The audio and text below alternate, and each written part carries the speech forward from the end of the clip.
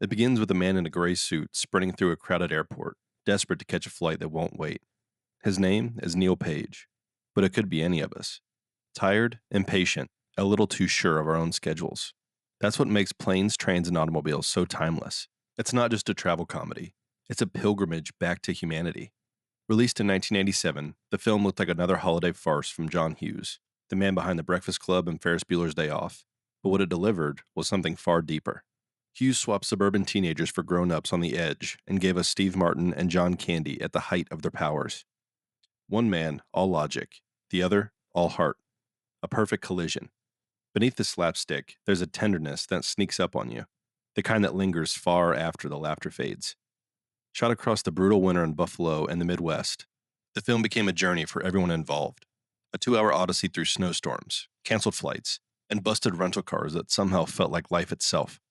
It's a movie about patience, grief, disguised as a comedy of errors. And decades later, the ending still breaks us open the way only truth can, quietly, without warning. This is the story behind one of the most human comedies ever made. A film about getting home, yes, but more about finding connection when everything else is falling apart. By the mid-1980s, John Hughes was untouchable. He had rewritten the teenage playbook with 16 Candles, The Breakfast Club, and Ferris Bueller's Day Off. But with Planes, Trains, and Automobiles, Hughes wanted to grow up, literally. He was tired of high school halls and wanted to explore adulthood's exhaustion, travel delays, corporate stress, and the subtle ache of loneliness. The idea came from his own experience. Hughes once endured a nightmare trip from New York to Chicago, a journey that should have only taken a few hours, but dragged across several days thanks to flight cancellations and blizzards. He scribbled notes on napkins and receipts, transforming frustration into inspiration. That chaos became the skeleton of the story. Two mismatched travelers forced together by fate. At the center, he saw a perfect pairing. Steve Martin, with his surgical wit and simmering irritation, and John Candy, whose warmth could turn pathos into comedy without a word. Together, they would represent the eternal friction between control and chaos. Paramount gave Hughes free rein, but his script, famously 145 pages long, hinted at something sprawling, deeper than the typical comedy runtime. What started as a road movie quickly grew into an odyssey of empathy. In Hughes's mind, every delay, detour, and disaster was a metaphor for modern life's noise, and the quiet moments we ignore trying to beat the clock. Production began in early 1987, and almost immediately, the journey mirrored the story itself. The weather was relentless. Crews were stranded. Filming in upstate New York and Illinois meant real blizzards, real cold, and real exhaustion. Steve Martin once joked that Hughes didn't write a movie, he wrote a travelogue. Behind the laughter, tension brewed. Martin was meticulous, analytical, cerebral. Candy was instinctive and emotional. But somewhere in that friction, chemistry sparked. Martin later admitted, "You couldn't write the stuff that John Candy did. It came from his soul." The supporting cast, Michael McKean, Eddie McClurg, Layla Robbins, filled the film's world with a strange realism. Everyone felt like somebody you'd actually meet on a bad trip home. The motel clerk with too much cheer. The car rental agent with no sympathy. Hughes used them like road signs on the highway to humility. And then there was the tone. The first cut ran over 3 hours, including entire sequences of Neil and Dell in diners, bus depots, and even side conversations about grief and marriage. Hughes's editing team begged him to trim it down, but he struggled. He saw poetry in the pauses. "It wasn't a comedy to me," he said later. "It was a love story between two men who learned to appreciate each other."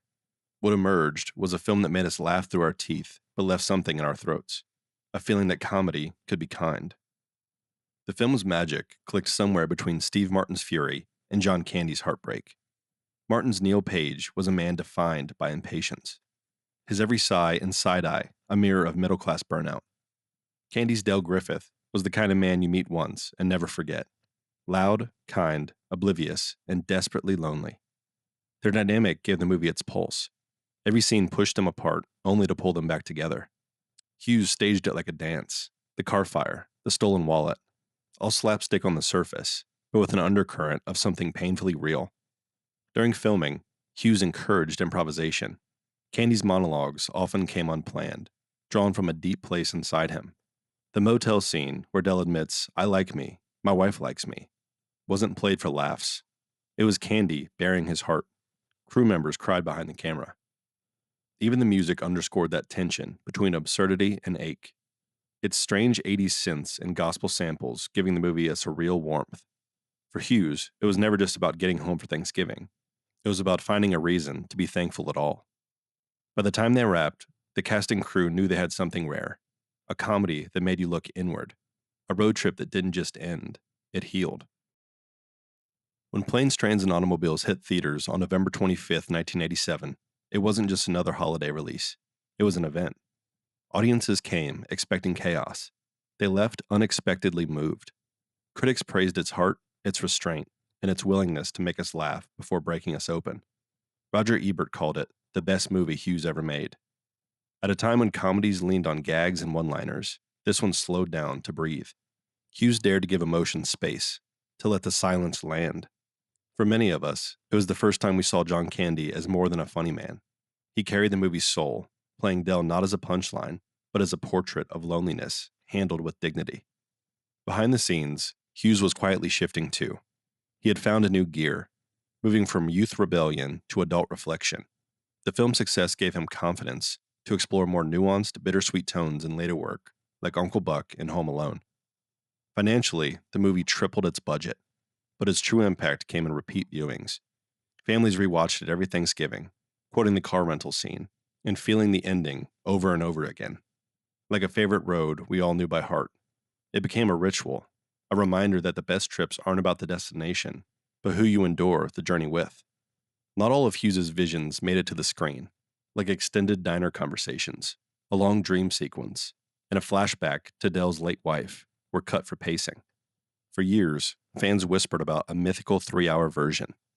In 2022, Paramount confirmed that they had nearly 2 hours of unused footage that still existed, preserved but never publicly released.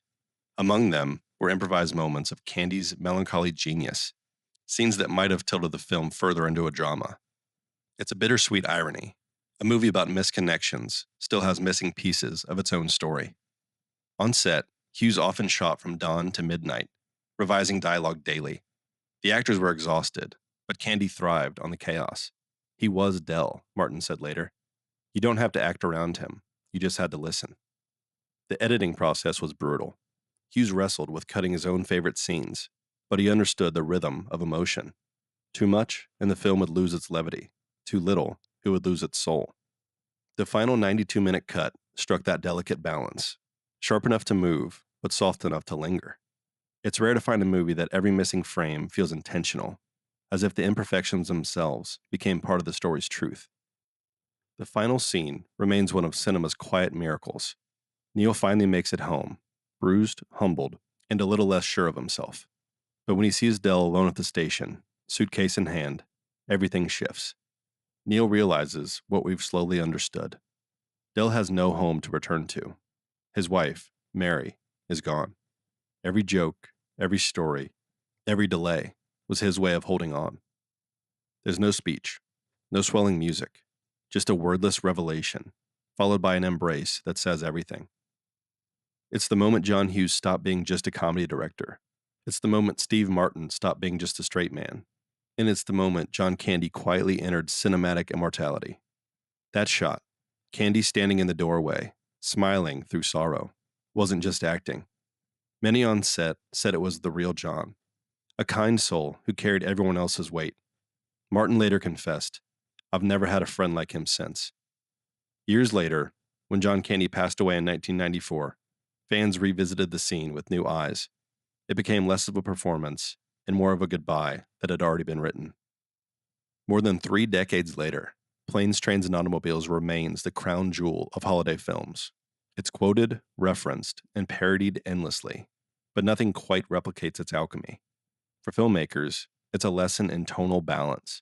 For audiences, it's a mirror, reminding us that travel isn't just about where we're going, but who we are when everything goes wrong. It also became a touchstone in American comedy, bridging slapstick and sincerity in a way that few films ever have. Steve Martin went on to praise it as his proudest film, calling Hughes a master of empathy. Meanwhile, Candy's legacy grew larger than any one role. This, however, was the performance that defined his humanity. And for John Hughes, it marked the beginning of his mature phase.